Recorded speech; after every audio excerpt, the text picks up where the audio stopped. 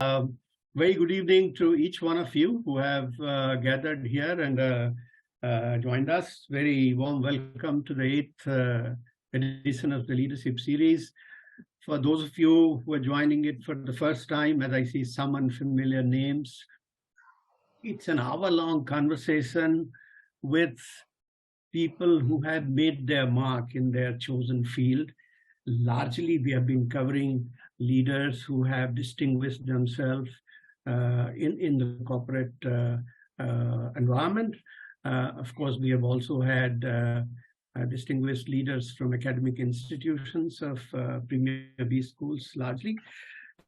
And in this hour-long conversation, we try and kind of capture the essence of the career journey, the perspectives, the leadership that has stand them in good stead and help them accomplish various influences that have shaped. And experience suggests that most certainly for me and also for the participants who have joined, they have found it very, very useful. And that's the reason we continue with this series, and we hope to continue in the series bringing leaders of repute to come and share their reflections with you. So for this particular session, I have yet another distinguished personality, one of the most respected and celebrated personality in India, Mr. Shailesh Haribhakti. And thanks very much for having agreed to grace the platform, sir. For a corporate setting, frankly, Mr. Haribhakti doesn't really require an introduction. But for some of us who may not know, various facets of what he has done, I will share with you in nutshell some of his accomplishments and contributions along the way in his leadership journey. So Mr. Haribhakti is a 5-decade career chartered and cost accountant, also a certified internal auditor, financial planner, and fraud examiner. He has been conferred with the Global Competent Boards designation by Competent Boards Incorporated Canada. He has been awarded Vivekananda Sustainability Award 2022 by Vivekananda Youth Connect Foundation. Presented with honorary Ph.D. title of Doctor of Letters by ITM University. He's a chairman of Shailesh Haribhakti and Associates, Chartered Accountants. He is vice chairman of GoVEVA Consulting Private Limited. I believe this is a consulting company that supports digital journey of organizations with ESG in focus. Is that correct, Mr. Haribhakti? Absolutely right. Absolutely right. Now I come to a part where I don't think Mr. Haribhakti has any peers in India, and that is his services for the boards of various companies in India. So to share a few where he contributes, as either as a chairman of the board or as an independent director, let me share some of the names. He's the non-executive chairman of Blue Star Limited, Protean eGov Technologies Limited, Planet People Profit Consulting Private Limited, IBS FinTech India Private Limited. So these are the boards that he chairs. Then, of course, as an independent director, there are some 24 companies here where he is an independent director. And frankly, I know of your directorship in another company of a friend of mine, but that's not listed here. So obviously, only only some are listed. So in alphabetical order, if I could just name a few: Bajaj Electricals, Bennett Coleman and Company, that's Times of India Group, L&T Finance Holdings, Torrent Pharmaceutical, Future Generali India Life Insurance, Future Generali India Insurance, Brookshop Services Private Limited, and 24 in this order of alphabetical order that are listed here. He also serves on the advisory board of Doha Bank, Gaj Advisors Private Limited, Global Parley, WOTR, Swiss Learning Exchange, Bangalore, Aquacraft Projects Private Limited, SLX Advisory Board, ITM Skills University, and Institute of Risk Management India affiliate. Mr. Haribhakti actively promotes shared value creation and a green environment through his own enterprise, and his leadership roles as chairman of the CSR, ESG, Sustainability Committee of some of the boards that he serves. He has successfully established the concept of Innovate to Zero and technology enabling CSR, ESG, sustainability, which is in alignment with the idea of making the impact of every intervention focused, widespread, cooperative, and far-reaching. Mr. Haribhakti has a passion for teaching, writing, and public speaking. He was associated with the Indian Institute of Management, Ahmedabad, as a visiting faculty, 1981-83. He frequently contributes his ideas on public forums, to the press, and to the electronic media. He is active, of course, on social media as well.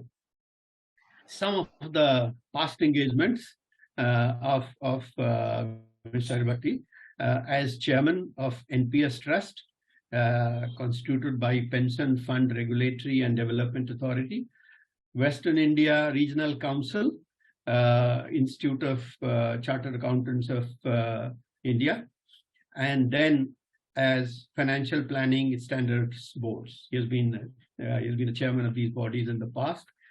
He has been president of Indian Merchants Chamber, Rotary Club of Bombay, Institute of Internal Auditors, Bombay Chapter, Bombay Management Association, and then he has been a member of the committee, the SEBI committee on disclosures, accounting standards, and takeover panel.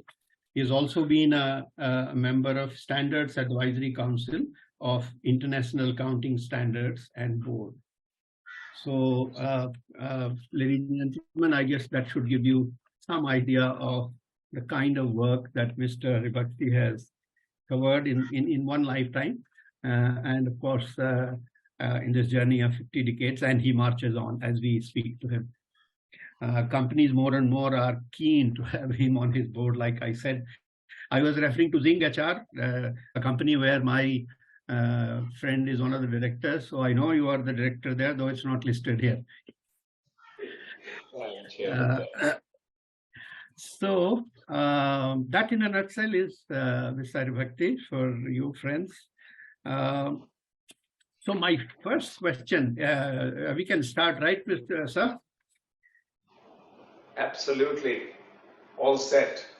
Yes. So my first question to all my guests, and something that the participants also find very useful, is that, you know, today, most certainly people in India and even outside, they know Mr. Haribhakti as an accomplished professional who clearly stands out. Obviously, various influences go into shaping the person and the professional that we know as Mr. Haribhakti today. So if you have to reflect on some of those influences that you think have shaped you as a person and professional we know you as, what would those be? Just share some of those influences with us. Sure, Pramod, that's a fantastic first question. So the earliest influencer in my life was certainly my father, who was a past president of the Institute of Chartered Accountants, a very towering personality, who we all felt could do no wrong, and who I felt knew everything. And so if ever I had a question, he would have an answer. Next person next influence I would recognize is the amazing 14-month tenure I had in Chicago, in the offices of Arthur Young and Company, where we learned the joys of auditing with and through information technology. And that has stayed with me all my life in terms of how efficiently things can be done. We, for example, finished the audit of McDonald's Corporation of India, I mean, the World Corporation. We were the auditors of McDonald's uh, within the first month of the year following. So the December 79 audit, which I was involved with, was finished in January 1980, which is just a absolutely stunningly remarkable influence it has had on me in terms of making sure that everything which relates to accounting must always happen on time. Third big influence was the quality guru of India, Mr. D.L. Shah, Okay. who inspired all of us. At the age of 90, he would run up 5 stories of a staircase and go out and give a lecture on quality. Because for him, to make India a level of quality was what he wanted. And the good news for all of us is that today that is becoming a reality, particularly in the services segment. The Indian quality is absolutely exceptional. There's no country on earth which has the quality of digital public infrastructure, for example, that India has. And that's something that makes all of us so proud. Mhm.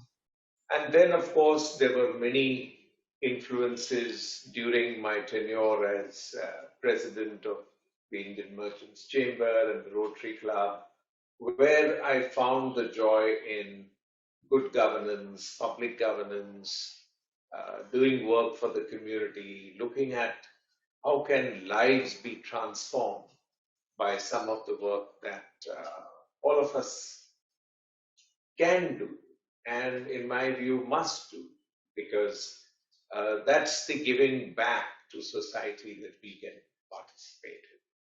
So these are some of the key influences in my life, and there are many, but perhaps above everything else, it is the influence of my wife and my family, which has been most extraordinary.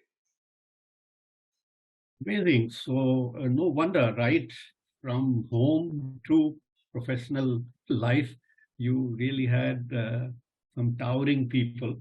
And it's no surprise that much of it has rubbed off in your own career journey, as we know. Thanks for sharing this. Now, the second thing I thought, professionals would like to hear from you as someone who works with so many boards uh, is, corporate governance in India obviously has evolved and it's come a long way. But I think we can't have a better person to talk about it than you. If you share your reflections on, boards in terms of corporate governance, and equally importantly, I believe, in providing the strategic direction to the business and the organization as a whole. Where do you see Indian corporate boards in the journey? And if what will be some of your, if I may say, advice and observations for others? No, it's again, it's a very important issue. This morning itself, or this afternoon, I was at a meeting with somebody who is setting up what I would like to think is one of the most exceptional boards in the country.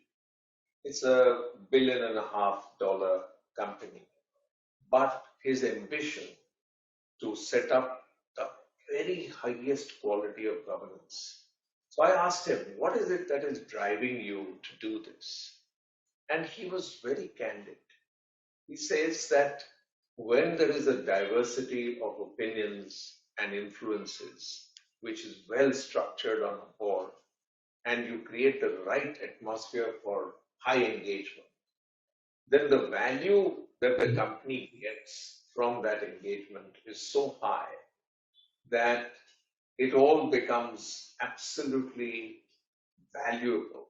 in terms of one, crafting the strategy, not just challenging it, but even the influence to the founder and the CXOs in terms of what are the guardrails within which the strategic intent has to be actually put together in terms of a 3-year plan and in terms of a budget which is challenging and which is trackable and which can be actually monitored during the course of the year.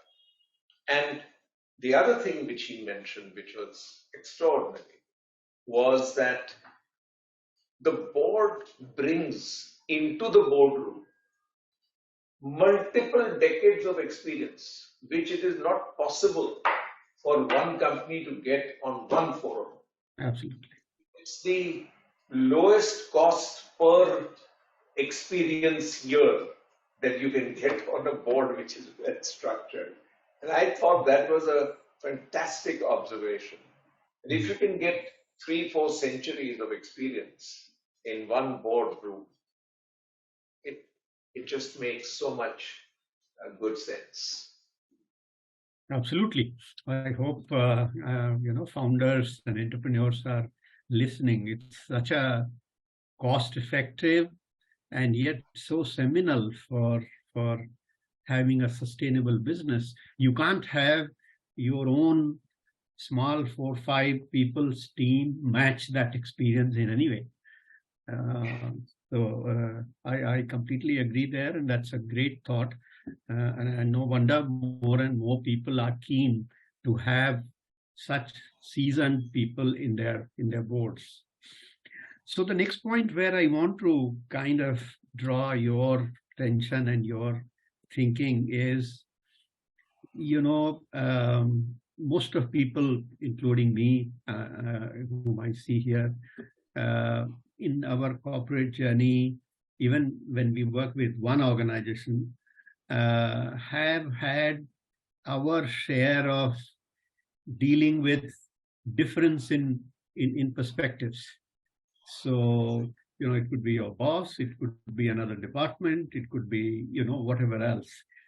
Here you are working with, besides your own company, with so many boards, so different stakeholders, different point of views, and therefore handling the different perspectives of stakeholders obviously is something that you would do every day from morning to evening. Please share with us some nuggets of wisdom, intellectually, emotionally. What really does it take to effectively manage these stakeholders, and particularly when there are different perspectives? So, surprisingly, there are only 3 things which make stakeholder engagement very powerful. Mm-hmm. First is ability to sincerely listen. Mm-hmm. Oh, okay. I can't overemphasize. If somebody feels that you are indeed actually listening to them, the quality of the communication just goes up several notches. Mm-hmm. Because every human being craves for that focused attention. This is awesome. Being a great listener is the first most important quality that one must cultivate for being properly engaged. The second is the ability to raise the right question and be certain that that question shall be answered, and pursue it until you are satisfied that the answer sits well with you.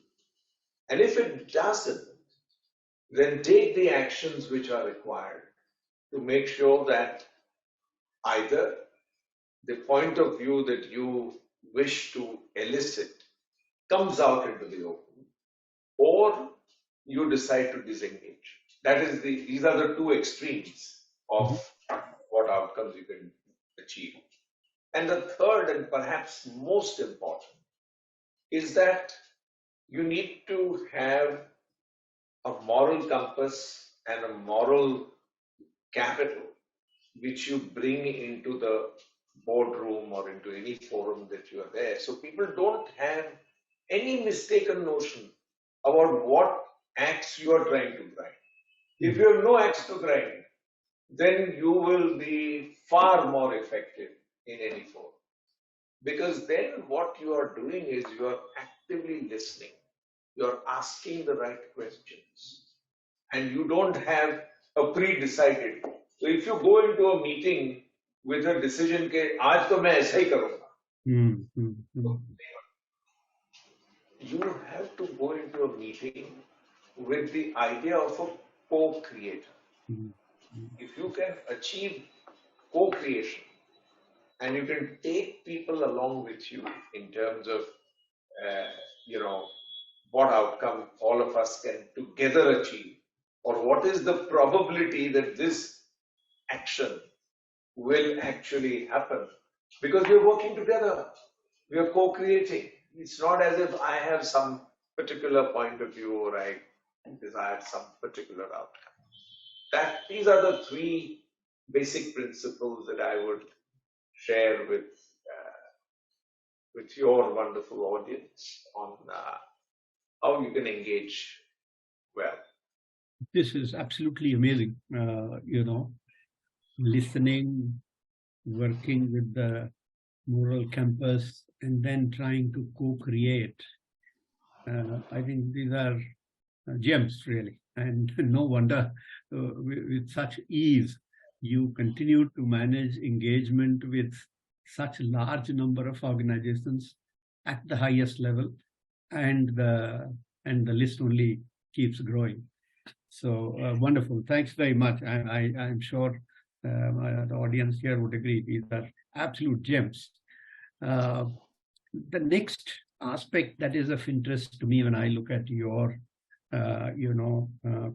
career trajectory is, this external auditors, statutory auditors, whatever name you call them by. I'm raising this particularly because we had Deloitte, resigning from Byju's, and this was kind of one of the issues under discussion. So, what is your sense of this arrangement in terms of the effectiveness and the way they are contributing? And if you have to make some suggestions to the auditors and the organization, both ways, I mean, you are best placed to comment. What would be your thoughts? Each circumstance is absolutely unique. You would readily agree with that, I'm sure. Yes, of course. So to make value judgments or make recommendations to specific people in specific instances is fraught with the danger that you've not heard all sides of the story. Absolutely. Sure. What I would really want to see happen is a continuous attempt to raise the quality of auditing and raise the quality of accounting. Because what will an auditor do if the accounting is either not there, or is it delayed, or it is not properly created in the first place? Mm-hmm. What can an auditor do? The auditor has only one option: resign. To say that I'm not getting the information that I need to make up my mind as to whether these accounts show a true and fair view or not. So when the auditor reaches that final conclusion that I'm not going to get the information in the time that I want, then you find the kind of situation that you were referring to. But my own sense is that our Institute of Chartered Accountants is engaged very strongly. They have what is called a Center for Audit Quality. It is a very specialized committee of the Institute, which actually is trying to raise the bar in terms of the quality of auditing. And there are many not-for-profits outside the Institute which want to work alongside the Institute to actually raise the quality of audit, because only if the quality of accounting and audit is seen to be reliable, dependable, trustworthy, will investors come in, both domestic and international. Simply won't be attracted unless there is complete comfort in the quality of accounting and auditing of India. It is as simple as that. If we are not able to raise the bar on high quality accounting and high quality auditing both together, it is impossible to attract investments inside the country and from outside the country. But let me tell you that for the first time, the world is recognizing that India is on a trajectory of achieving true glory and recapturing the glory that we had enjoyed some 200 plus years ago, where more than 25% of the world's GDP was produced in India.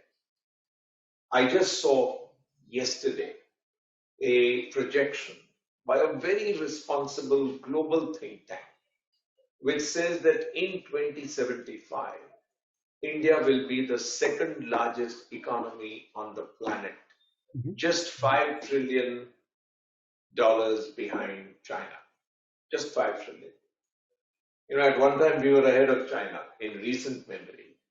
But the 2075 projection is India becoming the second largest economy in the world, $5 trillion behind China. Now, to make that outcome feasible, we need the fertile soil of dependable information. And don't think about auditing and accounting only in terms of financial reports. We have to now start thinking in an integrated manner. We need to bring in sustainability ideas. We need to bring in human resource ideas. We need to bring in the idea of physical capital being of the highest quality. All our infrastructure, both digital as well as physical, has to be of the highest quality in the world. The throughput of people through, for example, our customs or through our immigration processes and all. Today, I can tell you that India sets the benchmarks in terms of the quality of experience at our major airports. It's just exceptional. I mean, I just came back from Europe and my experience in India was million times better than my experience in Heathrow, for example. Okay. And so I'm saying if you want to replicate both the quality of experience and the size of investment and the size of output that we will need to deliver to become the second largest economy in the world, not so far away, 2075. Today we are in 2023, just 50 years from today. Then we need to get to the task of making sure that we put out dependable information for people to make judgments about the future. Because what is money? What is reporting? It is the bridge between today and tomorrow. And if that bridge is not on firm ground, how will you get there? As simple as. I think it's beautifully articulated, and that not only in the domestic but in the global context. Thank you very much. That's beautiful. I'm sure my audience would agree. So the next area I want to come up with is this writing these two books, Digital Professional and Audit Renasa. Is it part of a dissemination process, or how did the authorship came along? In both cases, digital professional particularly, is a young, very bright chartered accountant in Kolkata, who is my co-author, a gentleman by the name of Sanjeev Sanghi, who came to me and said, Sir, I have written something, but if we both collaborate, then we can do something that people can actually put to use in their own Mhm. practice. And that motivated me tremendously.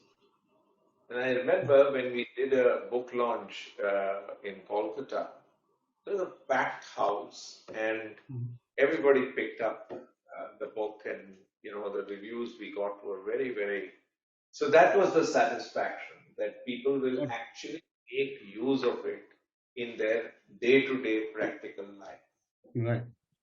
Audit Renaissance, I had written because there was no new literature on auditing for the last 50 years. Okay. Mhm. It is just unbelievable that in India there has been no new literature after Kamal Gupta's seminal book on auditing. And that was one of my motivations. And Okay. there too, a very young person, just about, he was at that time 20, maybe 21 years old, who was on his way to Cornell. And he had a period of 3 months during which he needed to do something while he was waiting for his admission to come through and actually go to Cornell. So he worked with me and did all the research and put a lot of stuff together and helped me to actually write that book, which now I'm upgrading to Audit Revolution and making sure that all the current state of the art concepts get incorporated in it. So the motivation is sharing, as you rightly put it. But the more important motivation is if we have to reach the second largest nation on earth status, then you need high quality accounting and auditing. Absolutely. Absolutely. So I'm little. It just struck to me. Your own organization. Shailesh Haribhakti and Associates is what now 2,000 plus people. No, no, Huh. two people. How is that? I thought there was a time when it was a very At large team. one time we had 1,500 people, but Okay. I now work only with founders, co-founders. Okay. So I have stopped hiring people. Okay. I only partner people. And I have deep respect for everybody, every human being, every living being. And so I operate from that basic standpoint. Mhm. So we co-create. So I've got three enterprises. One is, of course, the accounting firm which you mentioned. There's Gaviva, where we have two other co-founders. We have Stare Digital, which has an exceptionally bright young man who's just finished his MBA at Oxford, who's come back and wants to do something fabulous in the digital space. And my other Okay. enterprise is a end-to-end ESG service, where again a young man who has educated himself, he's a chartered accountant, London School of Economics, all of that. He decided to co-found that. So what we are doing is we are going to, God willing, and goodwill of all of you willing, we will bring ocean cleanup to India.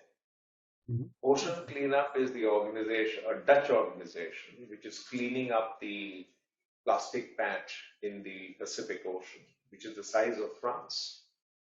It's incredible. So that young man has taken that goal to make sure that we can bring true action in sustainability. And so he joined me to do that. So I have no employees at all. I don't make any distinguish. I don't distinguish between myself and anybody who is working with me. They are all my co-founders, co-creators, people who work with me side by side, shoulder to shoulder. Very, very no wonder. So many. partnerships and working so effectively. I still have a few questions, but I see one of my earlier guests here, Mr. Dr. Anil Khandelwal, former chairman and MD of Bank of Baroda. I guess he might know you, right? Of course, he's the person I admired so much. Yeah. So I was wondering whether at this point, Dr. Khandelwal, you want to say something at this point? Or anybody else for that matter? Let's begin with Well, Dr. Khandelwal. Yeah. Surely. Why not? My good friend is there. Can you hear me? We can hear you, but we can't see you. There. That's me. That's good. But you are muted. Dr. Khandelwal, you are muted. You have to unmute yourself. Yeah. So I I had the privilege actually of hosting Dr. Khandelwal in one of the earlier sessions. He was my guest, and nice of you to join. Yes, please go ahead. Actually, I was looking forward to, but just at 5 o'clock, somebody came from a bank, and so I joined a little bit late. I joined in between, and I could hear a couple of issues in the governance, and I 100% agree with him that today I see leadership and governance two sides of the coin. You can't look at leadership without governance. You can't look at governance without leadership. And what Absolutely. we have to go a long way, as he rightly said, India in 2075 becoming number 2 in the world. And I think the sowing of seeds in terms of strengthening of certain institutions must take place right now. The leadership, talent, governance, culture, which I call intangibles. Unfortunately, in business, we are still having quarter-to-quarter mentality. I still remember when I was doing a public issue of Dena Bank, I went to Singapore. We had nothing to show. It was a bank tottering on its legs. So people said that, what are you? I said, look here, this is my transformation story that I'm planning. If you trust this transformation story, then you invest.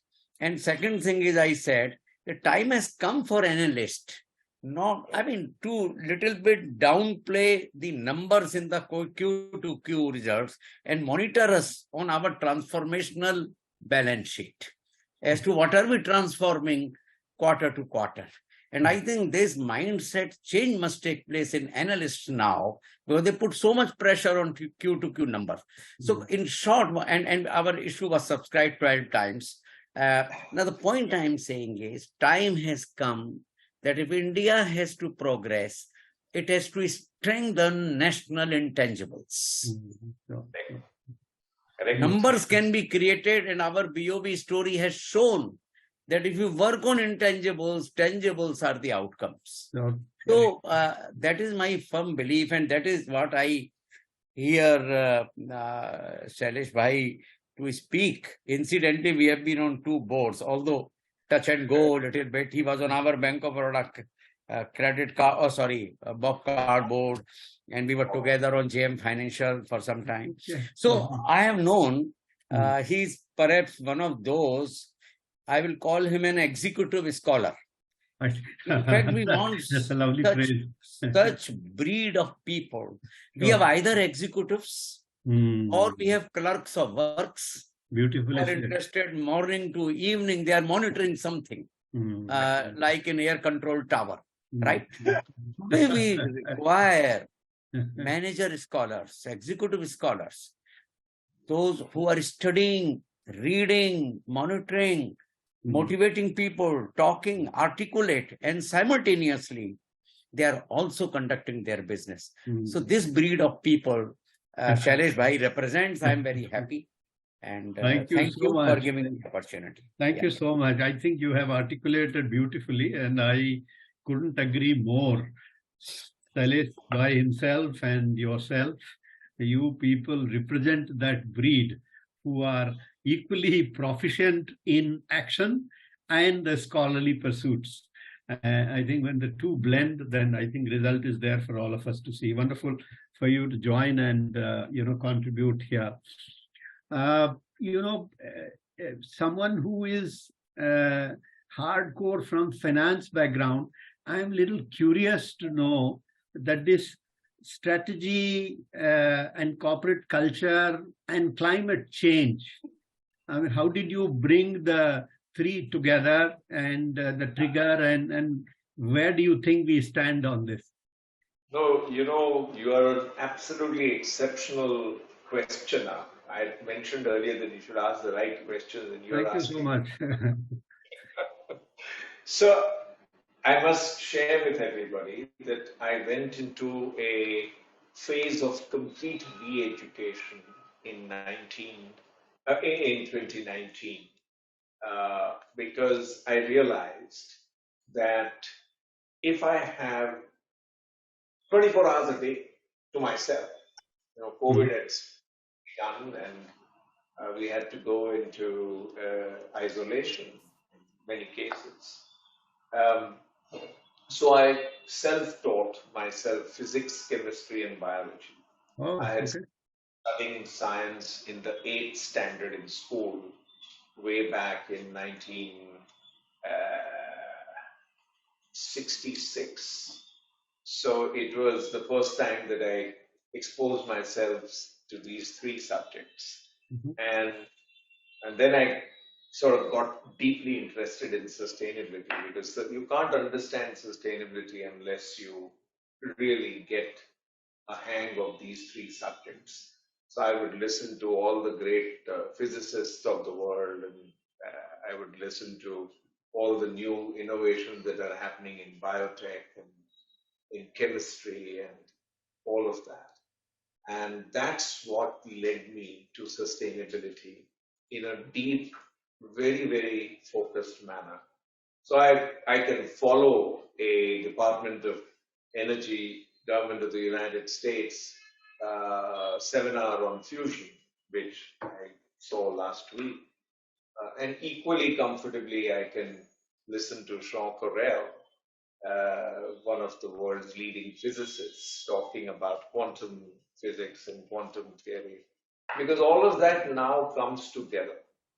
You know what Dr. Saab said a little while ago, the fertile soil that we have in India, our Vedas, our ancient scriptures, the Advait philosophy, all of that. I'm now not talking at all about religion. I'm talking purely about true knowledge that we had actually seen and perceived in this country is coming back in a full circle. Quantum physics and Vedanta are linked, joined at the hip. And there's a fantastic video on this subject, which I was totally fascinated by. And so, there's an absolute confluence of three things that are making the world go round today. It is technology, sustainability, and spirituality. All these three are coming together and creating an absolutely new singularity in which the world can and has the prospect of becoming abundant, of becoming net zero, of becoming the a place where all life can survive and enhance. And I'll just leave you with a short story which exemplifies all of this. Recently, there was a conference in Los Angeles where 400 people were attending, Mhm. 400 physically attending. And the first question that was put to them is how many of you expect to live to the age of 120? 75% of the people put their hand up. And that Interesting. is an exemplar of what the singularity is going to deliver. At that seminar, we had the tremendous sort of distinction of having Ray Kurzweil over there. Imad Mustaq was there. Jack Hidary was there. We had all the leading intellectuals in the world attending that one 4-day course and speaking in various sessions. But that is where the knowledge of the world, exponential technologies are actually converging and making all of this actually feasible. So there you are. That's a long answer to a very interesting. Thanks very much. Thanks very much. No wonder Dr. Khandelwal described you as a manager scholar. So I think here is another example of how you have demonstrated.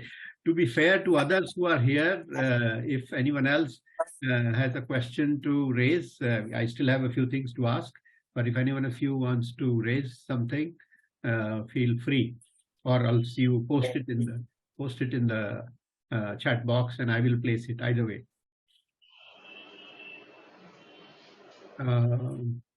So while you think about it, another question that kind of I've been curious about is, again, a finance professional getting so deeply interested in exponential technologies. So tell us a little bit more about this. Well, it's important to realize that our whole mindset needs to change. You know, the world started out thinking of ESG as a cost. Today, it can be seen as the fertile soil in which competitive advantage can be created. Why do I say that?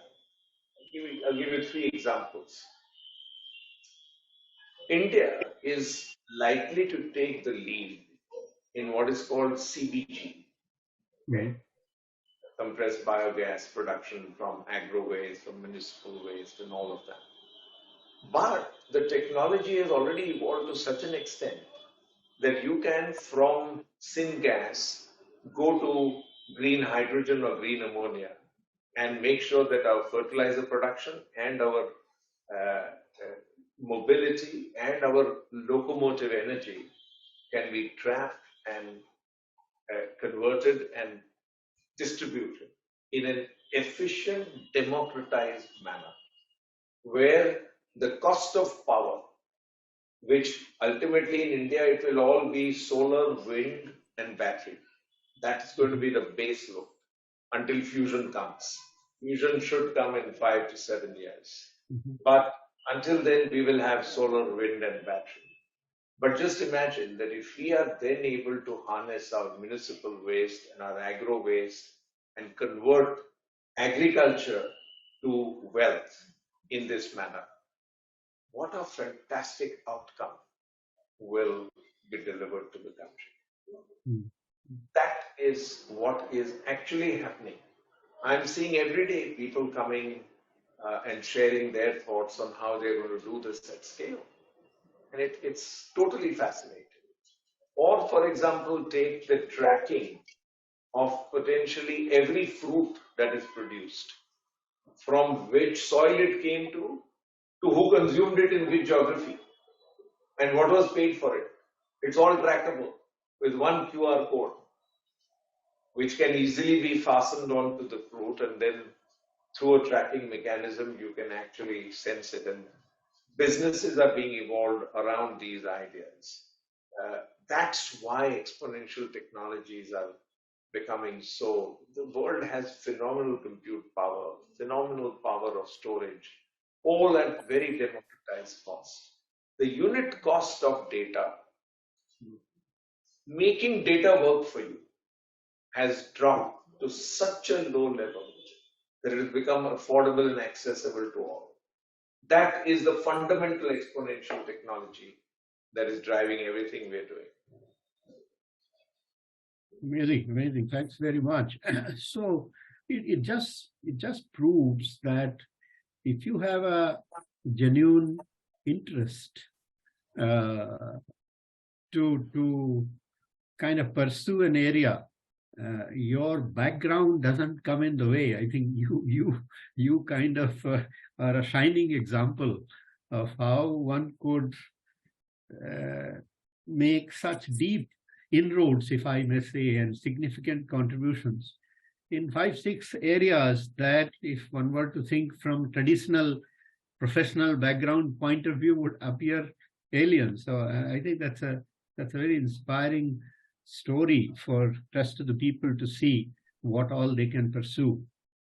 I see a question from one of the participants here. Maybe she joined later. Arti had posted a question here. How do you, it's about pleasing people or managing agreement and disagreements. I think in the second question is where, sorry, oh, you're there. Yeah. So I was just saying that he answered it. Yeah, you can unmute yourself. Arti, yeah, go ahead. Good evening, sir. Evening. So, sir, first of all, thank you for addressing all of us. I very carefully heard the stakeholder management point of view that you have kept in. And I particularly had this thought at that moment, but I wanted to hear you first and then put up this question. You see, in a lot of jobs, I've been into consulting and I've been an HR person throughout my professional journey. And I see that a lot of people, when they manage, for any person, a stakeholder can be the owner of the company or his reporting manager or the function head, whoever. When there's a stakeholder, a lot of times I have seen that despite having some merit in their concerns, there is a lot of effort to play it very safe. They do not want to confront, they do not want to disagree, they do not want to bring up different point of view, which may arise sometimes even an ego issues. How do you see that? What will you want to say to such professionals who may want to play it safe? I would put it like this. Aarti, the great blessing that we have is that we live in a democracy. And each one of us has a right to ask whatever question we believe needs an answer. And I have seen that because of this inherent power that we have as a democratic society, the quality of debate, even in very public forums, is extraordinary. I mean, if I look at what happens in a Indian Merchants Chamber or in CII or in FICCI or in ASSOCHAM, I think the quality of debate today is of an extremely high order because people are not fearful of asking any question. And the natural instinct of boards is to actually be the stewards for all stakeholders rather than being only the guardians of the shareholder value enhancement. That is now an absolute truth.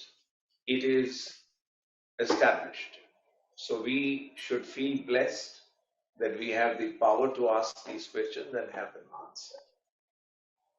Thank you. I know you said you had a hard stop at 6, but I can't, but ask this question. It will be very useful for young professionals and particularly for chartered accountants, cost accountants. You also would have begun like a fresh CA begins, in terms of career journey. You've had a very distinguished, career, kind of an inspiration for people across the professional backgrounds.